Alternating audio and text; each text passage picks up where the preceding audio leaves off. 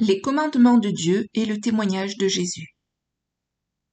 Ceux qui croient que l'Église ne sera pas présente sur terre pendant les derniers jours croient également que la puissance du Saint-Esprit qui habite les chrétiens sera retirée de la terre au même moment que l'Église. Ils croient que l'âge de la grâce se termine avec l'enlèvement et que les nouveaux croyants qui viennent au Christ pendant la tribulation, après que l'enlèvement ait eu lieu, ne sont pas sous la grâce mais sous la loi. Le ministère du Saint-Esprit, qui sera très actif dans les derniers jours, fait l'objet d'un autre chapitre de ce livre. Cela dit, nous qui confessons le Christ en ce moment, nous ne vivons pas non plus techniquement à l'âge de la grâce, mais à l'âge de la grâce par la foi étant le mot-clé. Nous savons que la foi est ce qui plaît à Dieu. Or, sans la foi, il est impossible de lui être agréable, car il faut que celui qui s'approche de Dieu croie que Dieu existe et qu'il est le rémunérateur de ceux qui le cherchent. Hébreux 11, verset 6. Car vous êtes sauvés par la grâce, par le moyen de la foi, et cela ne vient pas de vous, c'est le don de Dieu. Éphésiens 2, verset 8.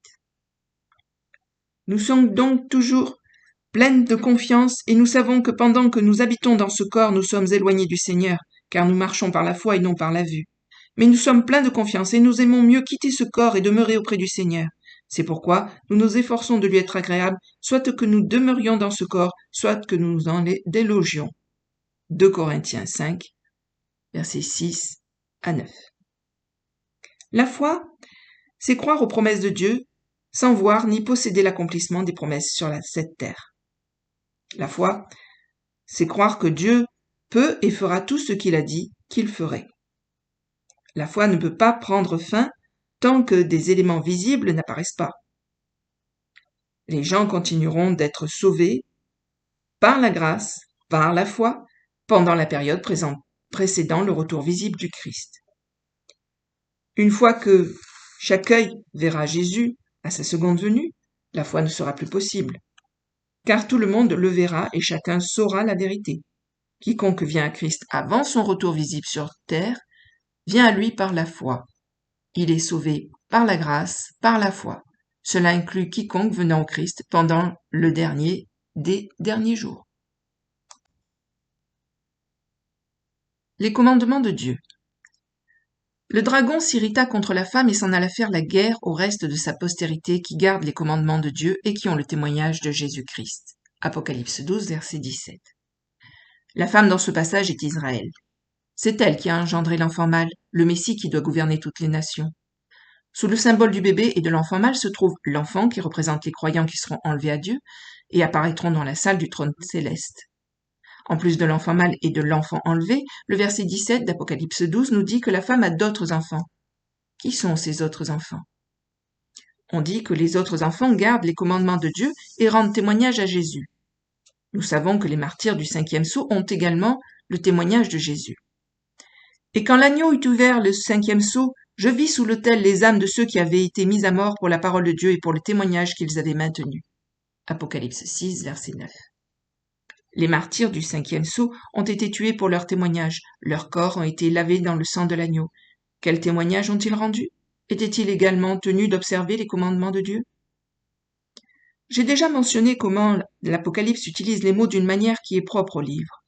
J'ai décrit la grande tribulation comme un exemple typique où 3 grandes tribulations distinctes sont dépeintes, se déroulant au cours des derniers jours.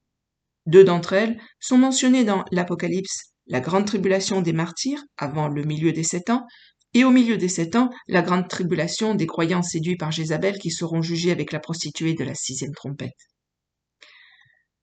Dans Matthieu 24, Jésus décrit une 3e grande tribulation qui a lieu après le point médian, soit l'abomination de la désolation. Elle implique Israël et la fuite des survivants du peuple d'Israël dans le désert. Le témoignage de Jésus est une expression qui se réfère en fait à être un témoignage spécifique dans le livre de l'Apocalypse. À première vue, nous pourrions penser que les martyrs qui témoignent de Jésus reconnaissent simplement qu'ils sont chrétiens, ce qu'ils sont clairement, au point même de donner leur vie pour Christ. L'apôtre Jean a été exilé sur l'île de Patmos pour avoir témoigné de Jésus. Moi, Jean, votre frère, et qui est part avec vous à la tribulation et au règne et à la patience de Jésus-Christ, j'ai été dans l'île appelée Patmos pour la parole de Dieu et pour le témoignage de Jésus-Christ. Apocalypse 1, verset 9. Ceux qui témoignent de Jésus témoignent de la vérité de l'Évangile. Comme l'apôtre Jean, ils sont tellement convaincus que Jésus est celui qu'il dit être, qu'ils sont prêts à souffrir et même à donner leur vie pour leur foi. Dans l'Apocalypse, il y a un autre niveau de signification de l'expression « rendre témoignage de Jésus ». Révélation de Jésus-Christ qu'il a reçue de Dieu pour montrer à ses serviteurs les choses qui doivent arriver bientôt et qu'il a fait connaître par l'envoi de son ange à Jean son serviteur, lequel a rapporté la parole de Dieu et le témoignage de Jésus-Christ et tout ce qu'il a vu. Apocalypse 1, versets 1 et 2. Or, je me jetai à ses pieds pour l'adorer, mais il me dit, « Garde-toi de le faire, je suis ton compagnon de service et celui de tes frères qui ont le témoignage de Jésus. Adore Dieu, car le témoignage de Jésus, c'est l'esprit de la prophétie. » Apocalypse 19, verset 10. Ce que nous pouvons déduire de ces deux passages, c'est que le livre de l'Apocalypse lui-même, y compris toutes les visions et toutes les prophéties contenues dans ces pages, comprennent le témoignage de Jésus.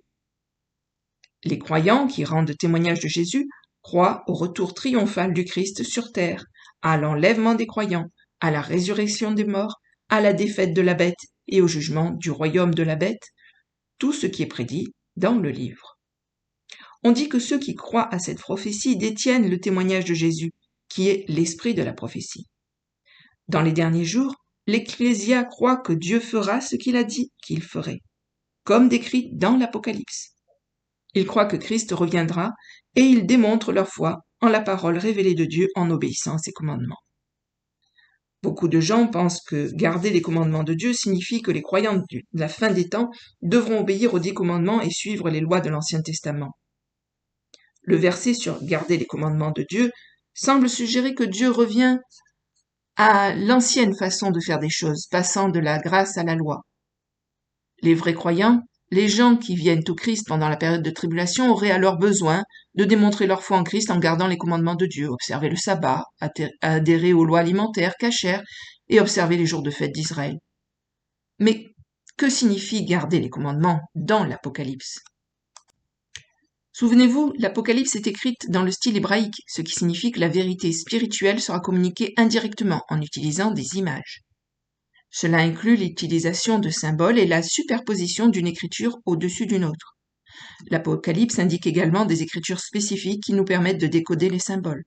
Quand nous lisons un passage sur l'observation des commandements de Dieu, il s'agit d'une référence à l'Ancien Testament, au livre de l'Exode et au don de la loi aux enfants d'Israël.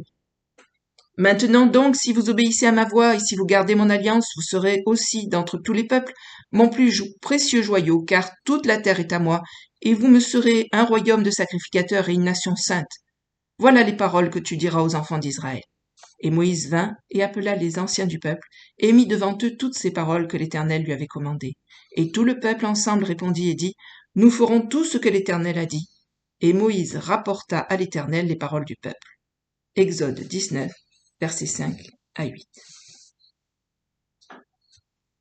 Dieu a dit aux fils d'Israël que s'ils obéissaient à sa voix et faisaient ce qu'il leur avait ordonné, ils seraient un royaume de prêtres et une nation sainte. Dieu a choisi Israël, les distinguant parmi les nations du monde.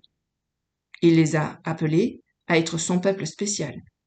De cette façon, la nation d'Israël est un type de l'Ecclésia, le peuple de Dieu appelé à sortir, et Israël dans le Sinaï est même appelé l'Église dans le désert ou l'Assemblée.